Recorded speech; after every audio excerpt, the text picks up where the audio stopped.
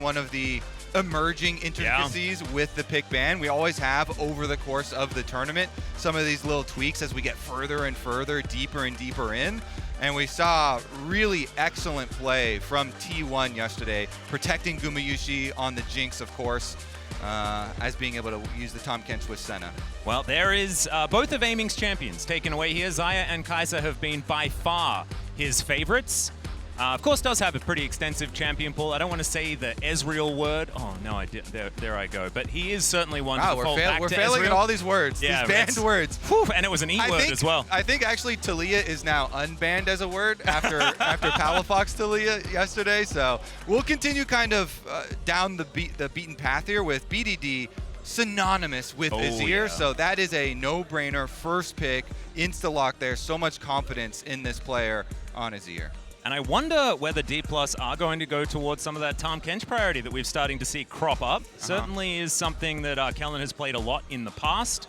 But there's the Caitlyn. It managed to get through the draft. Deft already 1-0 on this champion so far, but it's instead going to be an Aphelios. Makes me a little bit sad, Kobe, because I think that Caitlyn is something that they have leveraged extraordinarily well. So we could be looking at an Aphelios Orianna double carry composition style from Dplus. I want to see what they're going to protect the Aphelios with, though, because that has been one of the big weak points of these AD carries that don't have their own dashes, don't have their own self-peel ultimates either. Well, there's the Rumble, going to be locked in for Canna. A lot of power towards that top side. Of course, Kiin, not necessarily a notable Rumble player himself, but Canna has found some decent success as the Zeri is going to be locked in. I think we're going late game with some of these supports as Lehends on one of his favorites. And you were talking so much about Aiming really needing an AD carry with mobility there. Yeah. Zeri still has it, even with the 5 base move speed nerf onto this patch that we went into with. So will be a lot of scaling for KT here, though, with Zeri and Azir as your carries. And basically, Aiming just needs a get out of jail free card. If he has one of those, jump through the wall. Yeah, jump through the wall is a pretty good one, you'd have to say. But there is Jarvan being considered as well. A phenomenal combination alongside the Rumble, and something that Canyon can certainly get work done on throughout the early stages of this game. And the early game is going to be extraordinarily important. We're actually going over some stats together, and I'll let you guys at home know. Both of these teams at 15 minutes have above an 85% win rate across the year. So we've decided for this series, we're going to call each game at 15 minutes. Yep. And and then we're going to just play music from 15 minutes onwards, and we'll just enjoy it as it plays out. But we assume that the game is going to... No, it's not true. But we'll see exactly who's going to be able to draft towards early game a little bit more effectively. So far, it's definitely Dplus with Zeri and Azir on the other side. All right, let's see them whittle down a few more of these jungles here. Trying to take out Tank at front line. So they split it. Sejuani and the Cassante. No more answer here for Kiin. It's been interesting to see people's attempted answers into this Rumble. Yeah. Rumble has just really been a top lane pick that has had huge priority, and especially in winning lane early and then transferring that power into the early Rift Herald. So locking up the Rell with the Aphelios does mean they're looking a very offensive look with this Dplus squad, not trying to peel back for the Aphelios. Does have a lot of CC options and... Oh, he's going to lock it! It's the Kiin Kiin top Ryze! All right. We've been waiting for some range options into the Rumble because it has been difficult for people to try and play the super popular and common top lane chips. So we get the double locking here, though. Viego comes through, another sought after one, that dueling AD threat from jungle. If you're locking in double AP solo laners, you definitely need that AD jungler. So like KT rounding it out here. Yeah, really cool. Of course, Kiin has been pretty successful on this champion in the past. There is the Neeko locked in for ShowMaker, though. A lot a team fight for Dplus.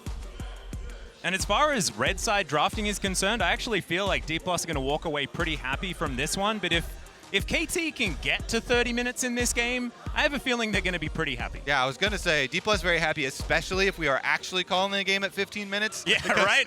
Because they have a lot of early game possibilities here. But the late Viego pick, that really is going to be kind of the bridge for KT. What can Cuzz do to kind of get them there? A lot of control possible for him. Plus, we have a big magnifying glass on both of these supports. Both of these support players are guilty of inting Alistar, and so they banned themselves with Alistar this time around, but they have gone with 2 frontline support champions, and we'll see who gets added more to the death fund, the Alistar or the Rell this time around. Yeah, I mean, Kellin was definitely the talk of the town after that Alistar performance, but I still have Lehends just standing there waiting to die in their last matchup, and that is just scoured into my brain. I really want to get rid of that, so hopefully they have a clean performance here today. Of course, we're going to be sending one of these teams home. The other one is heading towards knockouts. Dplus are our 4th seed. KT were very close to being our 1st seed after an incredible regular season, but were then pipped at the post by a resurging T1. And KT should theoretically be your favorites moving into this one. My opinion is, I have no opinion. I have no idea. Yeah, we'll see who's stronger. KT 5-0 so far in summer versus Dplus. But Dplus running the lower bracket, they have the unbreakable spirit on their team. They have Canyon and ShowMaker trying to get back to their glory days. And now we can hear as well the fan chants erupting throughout the KBS Arena.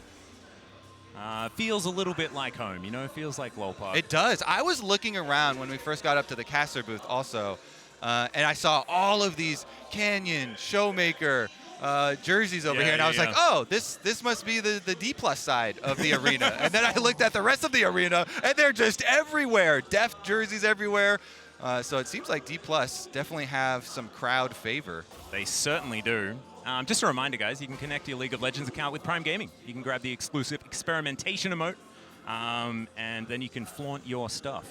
Of course, Heimerdinger always reminds me of a certain previous Dplus support, then now DRX support. That support has been on your mind all day, Atlus. Huh? No, he's always on my mind. It's just permanently on my mind. It's how it goes. I have a feeling he's still going to somehow find a way to win Worlds.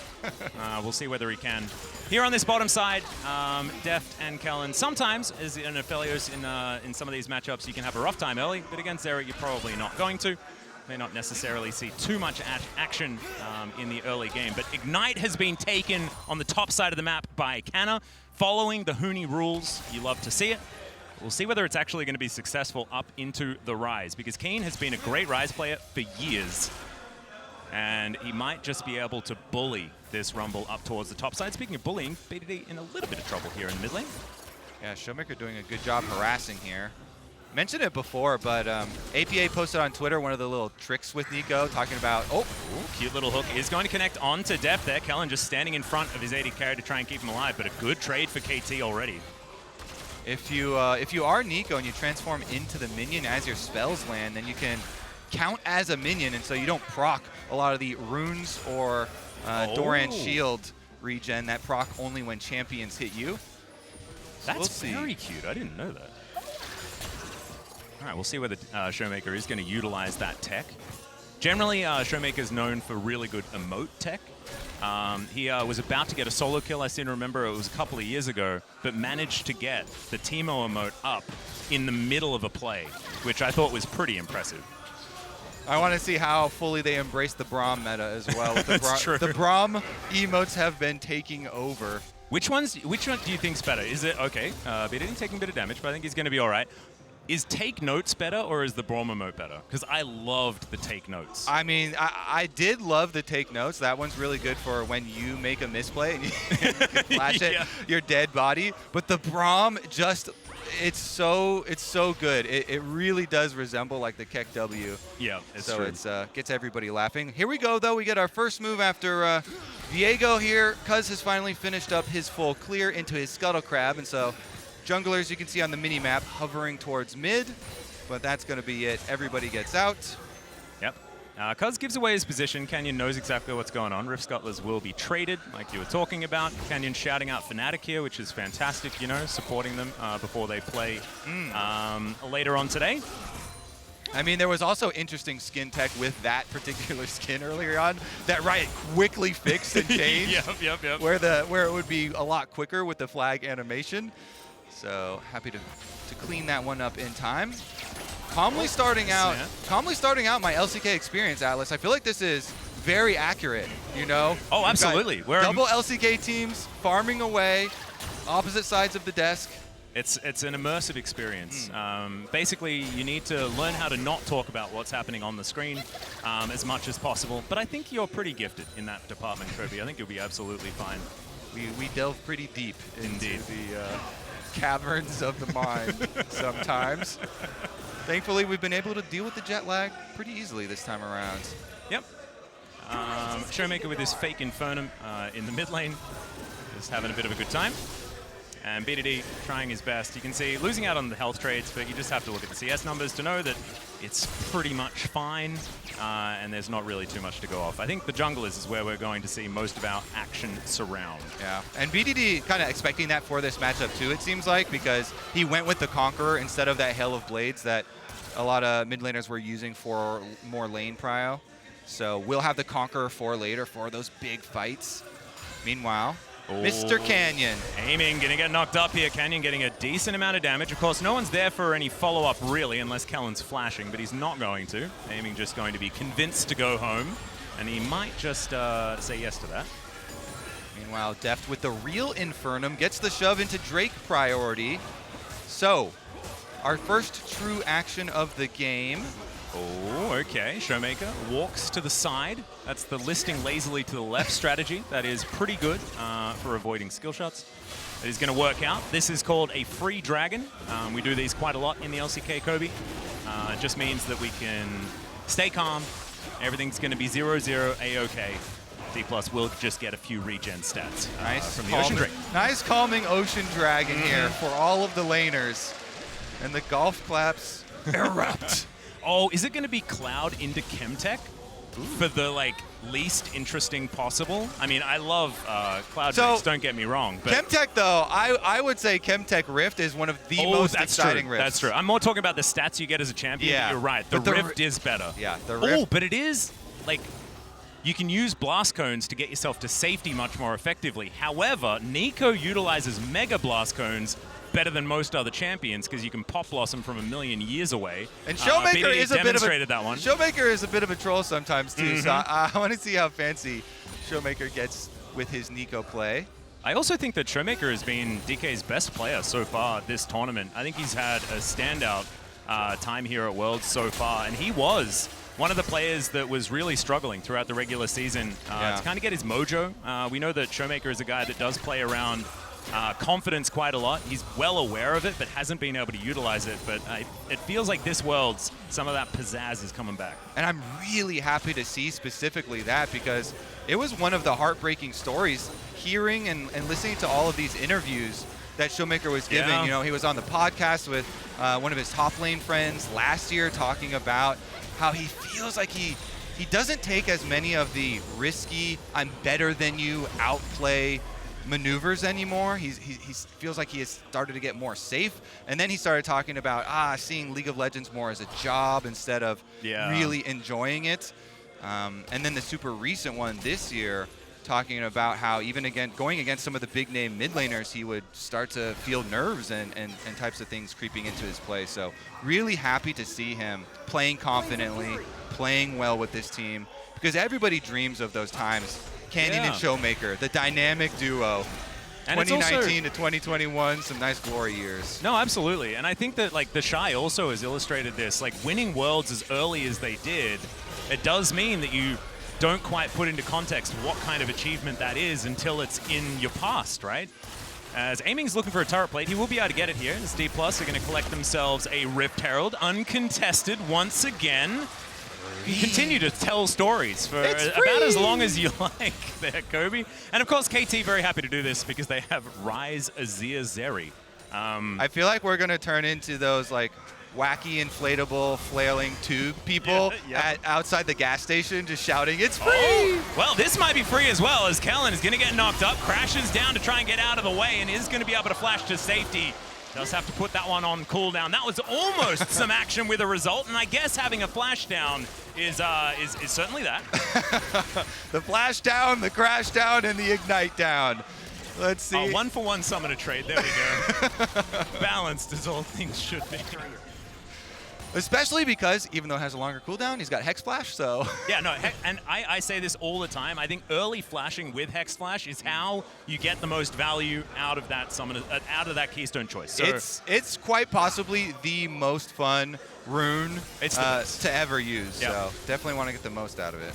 I think that honestly, like, you should just flash at level 1. You know, get out of the fountain faster. You know, that's what I think. Some good old-fashioned all-chat bait. Oh, That's pretty rare nowadays. Actually pretty hard because so many people are muted. Right? Makes it a bit sad. However, Kellin now has that one on cooldown and is now looking for a little bit of an opportunity. And aiming down on the bottom side.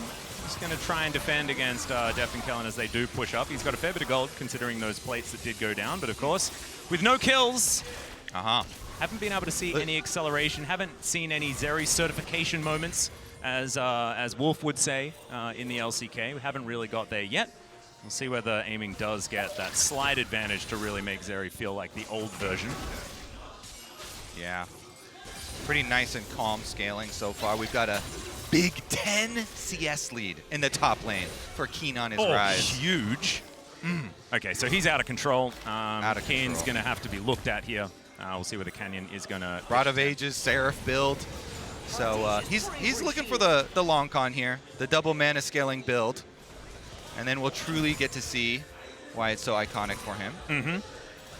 Yeah, maybe 3 items is when we're going to start fighting. Seraph, I'll take that Rod deal. of Ages fully stacked and avoid stuff, maybe. Okay.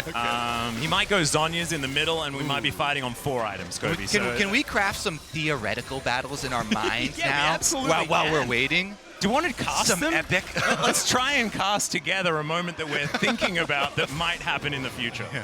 It could potentially happen now, as the Cloud Drake's being started here by Canyon. Deft and Kellin are first on the roam. ShowMaker moving up as well. It's going to be 2 rumbles. Wonder where these equalizers are coming from. That is a teleport to the top lane, though. So, KT, you are not fighting this.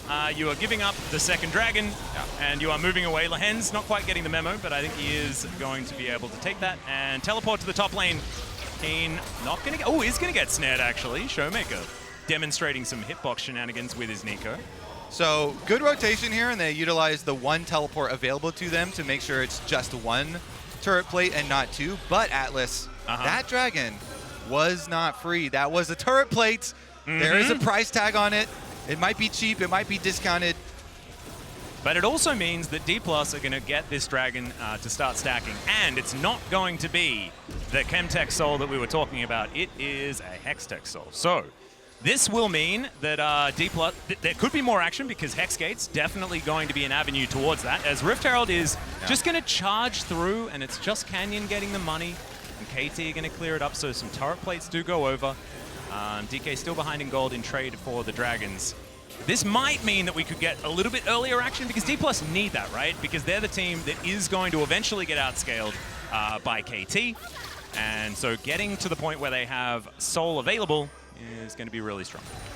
Let me tell you, though, when it does happen, it's going to be explosive. Oh, so good. So good. I mean, we've already seen what the team fights are going to look like in the future. Let's start it out, Atlus. We're creeping through the brush. We drop our control ward.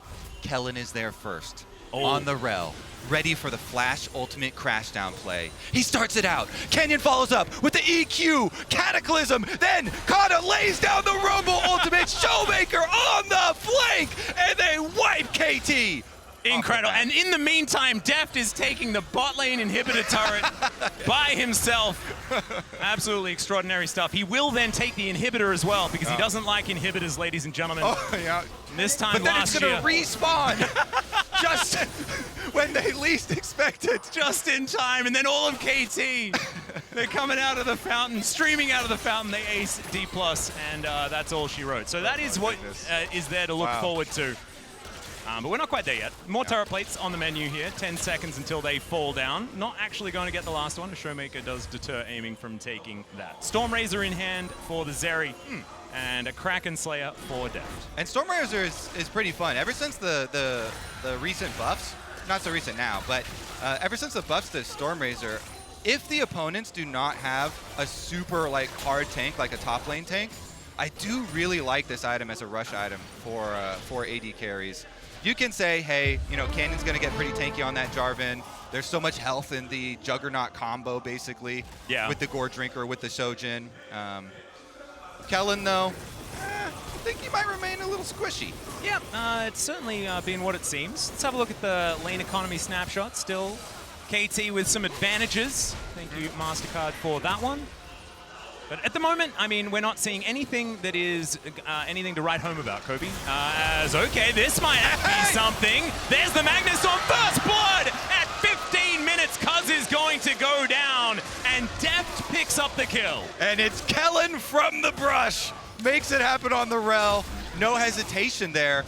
And honestly, for Dplus here, we're talking about they're getting so many objectives for free. This one they actually get paid to take. Yeah. So that's even working double time. In the meantime, of course, KT, they did have BDD in the bottom lane. Bottom lane outer tower taken for KT. Deft though. Yeah, teleport is going to come through, and now they're looking for a potential kill. The crashdown should be available here, as there is the Shattering Strike, pulls him back, and Lehends goes down too. Well, well, well. This seems like a landslide starting to build here. No, we're waiting for the late game. KT, just don't worry about it. Just a couple don't kills. Worry about it. Yeah. There's no need to get E-word about anything. Yep. We're just scaling. But no, this is definitely a great play for Dplus, and the fact that they still have tempo with them taking the Rift Herald the whole time, man, you couldn't ask for more. I love it from Kellin. I mean, Rell, the main combo you need is to be able to Q flash. He goes immediately for the Q flash. He got the full engage there, and then Deft uses his stopwatch. And they get the answer kill on Lehends as well. And that one was just an easy Q, no flash for Lehends. So one more for the Nautilus Deft funds. And also Deft not being caught window shopping there either. Really quick on the trigger finger after the flash dredge line from Lehends. So really nicely played from Deft. And it's a pretty early stopwatch for an AD carry to have. So definitely, if you're not constantly spamming the tab, updating to check, might be caught unawares. Won't have it for this soul point fight, though. Dplus certainly looking for that one as, in they go, Cuzz going to get Cataclysm, has to Heartbreaker to get himself out of it, but now won't have his ultimate. Canyon in a similar boat, though. They're still looking to utilize the advantage that they have with Vision and move towards this Dragon. KT not wanting to give this one up. Teleport is going to come through now as Kiin looking to make himself known in this game. Canna can utilize the Equalizer. They do manage to make it through the choke point. Canyon and Canna a little bit further forward as DK getting towards Deft, trying to make sure that he stays safe. Realm Warp is going to bring in just Kiin, and there is the Rune Prison onto Canyon. The Equalizer comes down, Pop Blossom under two though, and DK will wipe them out. Only a couple of kills, and the Drake will reset, but I have a feeling Dplus can just go back and take it as Kiin. 50% health, but that was a shape splitter. And now Dplus on this Drake. This is starting to look very Dplus favored. It certainly is. Deft is back, and look at ShowMaker on the flank. Looking for the angle, aiming on control vision. BDD is going to be able to skate his way out of this. ShowMaker just making sure that he has full information, but this is going to be soul point for Dplus Kia. And KT kind of reeling now. Yeah, as much as we talk about their scaling on this team, with the Ryze, with the Azir, with the Zeri, they are quickly getting outpaced by Dplus. Well, look at Canyon as he got hooked in, comboed. He did a nice flag and drag over to the rest of his team, though. So ShowMaker is able to come in and peel for him. Then he gets the Triumph peel, so he's just fine. They can restart Dragon, and as you know, keep to that very quick Dragon stacking pace towards their Dragon Soul. This game, only 18.5 minutes in here. KT, they're trying to scale, but Dplus are just outpacing them so quickly with all the dragons and the kills coming through. And I want to go back to what we were talking about earlier with the 15-minute rule for both of these teams. The first blood happened at 14 minutes and 50 seconds. That was when Dplus managed to get an advantage, and maybe, you know, KT looked at the clock at that stage and they're like, where are the stats, guys? Let's just focus on game two. That is definitely not what happened. They tried their hardest around that Drake fight, but certainly Dplus just snowballing, and it is starting to get out of control. Of course, KT, they can find some of these miracle fights, and I want to remind you, there is a play that we've been replaying over and over again, and it's BDD on the Azir, finding 4 people. In that game, they were behind about 5,000 gold or something like that. It was a big lead for Dplus, and it wasn't enough to close it out against this man's Azir. So it is not over till it's over, but it is difficult even though they still have an advantage, slight gold advantage for KT. Of course, the Dragons will skew that towards Dplus. But an interesting scenario when we feel like Dplus has such a good position in this game and a 4-0 up in kills, but with that extra turret and first turret blood and some plates, KT's still doing well for money. Yeah, so much of it in these Dragons that Dplus are stacking here. Only 3 minutes on that clock, Atlus, and we're going to get a large team fight. KT will finally bring down the hammer. And aiming has not died yet. So if in this next team fight, aiming walks away with a couple of kills, then this game could be a very, very different story. But a Zeri that doesn't really get going at any point in a game does feel somewhat beatable. So going to skate his way out. Canyon, of course, is pretty scary. And Dplus setting traps, finding opportunities where they can. Yeah, I think the biggest thing Dplus need to look for is try and get the rest of the outer towers, because their comp winning towards the mid stages of the game is going to rely a lot on the engage from ShowMaker, from Kellin. So if you can take down more of these areas of defense for KT, get all the outer towers down, then you have a lot more room to work with, trying to push into the jungle, get your wards, get a lot of flank angles for your engagers, and actually put some more pressure onto these scaling KT carries. Speaking of scaling for KT, Kiin has picked up his Rod of Ages 9 stacks, very, very close to maxing that one out to get that extra level. Seraph's Embrace also done, so the 2-item spikes are really starting to turn up here for KT. Quick Blades as well, Storm Razor, and then you've got Nash's and Luden's done for BDD as well. So if there is a time to fight, might be an opportunity. However, nothing to really fight over unless they want to start an early Baron. So Dplus able to put some money together, maybe get a Zhonya's for ShowMaker perhaps, a Void Staff for Canna. His second item, Void Staff, is pretty early here, but running double AP does incentivize a lot of Merc Treads. You can see there's 4 of them on KT, so getting through a bit of that magic resist does make some sense. Yep, definitely love it there. So much magic resist early on the KT squad. KT happy though, as you're saying, everybody on their 2-item power spikes, except for jungles. They'll be pretty happy about fighting the next dragon. All going to come down to that one. Yep. Just have to see whether Dplus can get all of their 2 items together. Bit of a back coming through for Kiin. We'll see where he's going to go next. I'd like to see like Blighted Jewel or something like that, but instead it is going to be the Zhonya's, which are kind of suspected, or at least a stopwatch for now. Make sure that this next team fight is going to work out. The stopwatch count, something that Brendan Valdez really does well. Yeah. So far there are a couple picked up for KT and 1 on the Neeko for Dplus. And those are what you want to buy when you know so much of the game comes down to the next big dragon fight, because the value of it, of a one-time use for one single fight, is so astronomically high. This is when you want to win a team fight, right before this Drake is coming up. Canna, you can see in the brush, heated up on the Rumble right now as the Extendo Beam, not going to find too much. Pop Blossom, the flash picks up 2! BDD gets the Empress Divine off, but he's still going to die!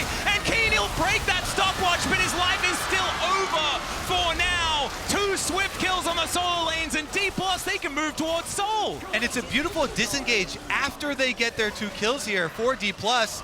They know the rest of KT, and they're just hoping to fish around for something in the stragglers, but Dplus give them nothing. KT just watching as Dplus take everything. This Hextech Soul as well, Cuzz, he's stolen these in the past. This is his bread and butter, but this is a dangerous moment for the KT jungler, and Dplus, you can see, they know that he is going to try for it. They burst it down, managed to take it out. ShowMaker playing bouncer here to get rid of the Viego. Man, ShowMaker just barely on the edge of the Neeko ultimate finds the engage. BDD is gonna want that one back. He's gonna want a flash, but the damage has already been done. Dragon Soul obtained for Dplus. KT are in emergency mode now, so they're gonna emergency Baron. Yeah, if in case of emergency break Baron, is that how it works, Kobe? I don't know about that one, as they are going to get it down to about 50% health. Dplus, they know exactly what's going on though, and they're going to set up in this river. KT going to turn because Cuzz is so low. The Baron even taking an extra shot. The Viego is going to have to back away. Dplus, full tempo all the time. This is exactly how they love to play League of Legends. It just doesn't often happen against teams like KT, teams that are generally ahead of them. Huge, huge stuff. If you're going to win some games versus a team, It's okay if you went 0-5 before Worlds. When you want to win them is on the World stage, so Dplus choosing the right moment and really adding to the narrative of the lower bracket run of the underdogs here.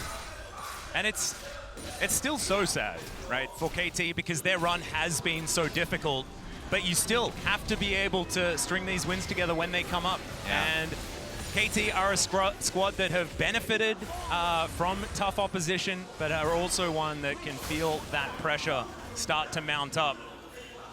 And Dplus, it has been an easier road for them over the last couple of games. This looks like 0 bumps in this road, freshly paved this game so far. It has been really good play. You know, props to Kellin for his earlier engages, props to ShowMaker in the previous team fight. But it really seems like KT have got to wake up in this series because currently they're just scaling into next game. They are, and the thing that's a bit of a worry here is that blue side has in general been a little bit stronger. KT higher seed, they got side selection as that is going to be a hook connecting, but it's onto the Rell, equalize onto 3, and Canna will help burn down the Nautilus. You didn't think he'd be that flammable as someone dressed in underwater gear, but he is still going to go down. And that should just spell Baron. Kiin can move in from this top side, has hit level 16. Pretty strong on this Ryze right now. Cuzz wanting to try and find his way in, but look at this. All of Dplus trying to get them out of the way, but Kiin just gets that room prison down. Immediately they dive in though. Cuzz is already going to go down. That is a 3-man ulti from BDD. Where have we seen this before? As KT will wipe out Dplus. Deft goes down. It's an ace in trade for just Cuzz. They do it at the Baron Atlus in case of emergency. Break it open. The late game carries are gonna be able to collect it.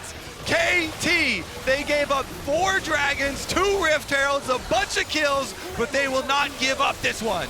Oh my goodness, I cannot believe it's happened again, Kobe. Look at them just pop ShowMaker, and initially you're like, okay, well, they traded Cuzz for it, but BDD sweeps in, cleans the entire rest of the team, and because they have 2 other huge carries on the team as well, Kiin and Aiming, they're able to just melt Dplus there. Deft tried to do some heroics at the end, but 1 versus 3 carry battle, never gonna win those. Nope. So KT are fully operational. They absolutely are, and they're 4,000 gold in the lead, and the Red Bull Baron power play is sitting at 2.2k. They were already ahead even before they managed to take that one down. Of course, the team fight helping out, but with the fact that Dplus have only been able to really scale when it comes to the dragons, the gold being so even means that KT have a pretty straight shot if they can continue knocking down these structures utilizing this Baron. So Dplus, they're gonna have to regroup now, of course. Hextech Soul, pretty strong. We're also going to have an Elder Drake on the Rift pre-30 minutes. Cuzz is pretty good at smiting those, and with this extra wind in the KT sails, could certainly be another point of contention. Let's see whether Dplus can mount a comeback though, because this is their biggest test. As soon as there's a bump in the road, that's when Dplus Kia fans get worried. There's a boulder in the middle of the road, and it is BDD Azir. Yes. This man knows the champion like the back of his hands. The team now is so much extra pressure. It's super easy to go 1-3-1 at the moment because Kiin is on his Ryze top 3 item power spike that you were looking for. He pushes out top side, Aiming gets bottom side. They get the entire map closing in around Dplus. And Dplus, they still have the Hextech Soul. They still have a lot of team fighting capabilities. But as we were talking about, like, I love that you see Kiin walk down into that river looking completely unafraid because they know that Dplus has to focus on so many things at once. The coordination from KT in that last fight, absolutely fantastic. And now, who matches the Ryze in a side lane? Yeah, nobody. That's difficult. You got to catch those waves at the tower or else Kiin is just going to rip you apart. Looks like he's going for Banshees next as well, so it's going to be even harder to engage and pick. Harder to pick him off in the side lanes, also harder to engage on him for the team fights. And the big thing that won KT that last team fight was annihilating ShowMaker. They went right for this Neeko. Dplus never got to have him on the offensive look, never got to be the one setting up the team fight on their terms. Once ShowMaker is just neutralized there, They got to run over the fight freely. Well, Elder Drake has just spawned. Shapesplitter gives information here to Dplus, who have grouped up. They're going to move on over. KT, thinking about just grabbing themselves an inner. They have control of the mid wave. Very, very important. ShowMaker hex skating over to get himself a good angle. Cuzz over that wall, and the Drake has already been started. Dplus, if at first you don't succeed, go for the next neutral objective and see whether you can win that one. ShowMaker going to have to keep himself as safe as possible. Deft, the same thing. These equalizers from Canna need to be perfect. 50% on the Dragon. KT biding their time, waiting for their opportunity. Kiin in the pit. He's taken a fair bit of damage already, as that is not the real ShowMaker. He's off the side of this wall. Realm Warp to get Kiin out of there. That could mean a bit of an advantage here for DK. This Drake is down very, very low. Cuzz, these smites are terrifying. There's the equalizer that acts as a wall. Cuzz steals it, but it's a 4-man pop blossom. Can they win the fight though when they're against the Elder? That's the question. And Kiin says no. ShowMaker goes down. Emperor's Divide onto Canyon, and the Dragon's Wrath will bite him in half. And now the bottom lane from DK are trying to run away, but Cuzz, ooh, into the fire, not exactly where you want to be. Can Deft actually do this? Possible 1 versus 3 angle with the teleport to come forward. Deft wants to get rid of them. These Elder Drake buffs are so scary. He's not going to be able to get it done. BDD's in the mid lane just trying to end this game. Yeah, and aiming on the Zeri here on the flank with the Elder. Well, Deft just going for one last shot in this game to see whether he can get something done, but I have a feeling the Dragon will say something about it. Down to the GA. And KT have him surrounded. There he goes. Aiming goes to 4-0-5, and Lehends and BDD will say goodnight to game 1. It was looking awful. It was not looking great for KT. And then everything went their way. Just takes one little sweep. I have never seen a team so calmly give away the entire map for the first 25 minutes of the game, including the Dragon Soul. But KT, they win the Baron fight, they win the Elder Dragon fight, and they're coming to win the game. Yep, and it's just them relying on the fact that Cuzz is so good at getting these smites. I imagine they never thought that there was any chance the Canyon was going to take that, because Cuzz just gets those. He's really good at it. They flip them all the time. It bothers everyone at the LCK, and it seems to work out. Wow. And now it's a 10,000 gold lead, Kobe. Wow, wow, wow. I guess today I learned not to doubt KT scaling. I guess not. I mean, the thing is, we saw so much scaling lose yesterday. I know. I'm just doubting it at all corners. Cuzz just walks straight up, though, with the WQ, steals it, and then with the Elder Dragon execute. Such a huge, huge power spike for them. Such a difference maker in these team fights. They're annihilated. BDD, again, onto the front line, pushes them back, has his own Zonias. You know already nobody gets out. They get 2 inhibitors for it. So the lasting pressure here from 2 inhibitors being down, KT have the luxury of getting another Baron for themselves and then just returning to top lane to finish the job. Yep, Super Minion's going to be helping them out as that 6th man in mid and bottom lane. I guess 7th, because there's a couple of those lanes. So the Baron goes over for free. 12,000 gold the lead. Surmountability getting very low here for Dplus Kia. And the Rebel Baron power play is only going to stack up. The first inner turret is going to go down as far as this push is concerned. There's none more of them left available. 9 turrets to 1. And we mentioned giving up the map, but they never gave up turrets. They were also able to cross map to get extra plates onto aiming as well. KT just biding their time, and it worked. Even being down in kills and down in dragons, they were still up in gold a lot of the time because of those turrets, because of the turret plates, because of the farm. They were just looking at their wallets the whole time. Sometimes he's going to make the investments, you know. They knew exactly when to sell, and it was... diversified their portfolios. They were calm. No, I feel like panic selling here. I feel like most of their portfolio was Emperor's Divide. They had certainly a lot in that one. That's a good stock. Yeah, it is certainly good. That one just tends to go up and to the right. Okay, last Nexus turret left standing here for Dplus. They're going to go for one last team fight. The Pop Blossom's decent into the backline. They do manage to get rid of the Azir. Aiming still alive though, and Kiin is just gigantic. That was actually the real ShowMaker, and he is going to fall down, but now it's Aiming who's in trouble. He's down to the GA Canyon, trying to keep Deft alive. He is going to be the win condition in this one, but there are 4 KT members. Their health bars are low, but their damage is so high.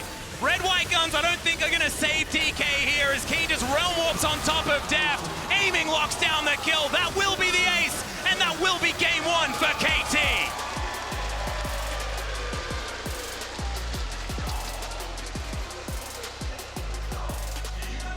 KT expert investors. And we see an answer emerge for the Rumble. Kiin happy to farm it out. Go ahead, play Rumble. I don't care. Farm up my Rod of Ages. Farm up my Seraphs. Man, the fact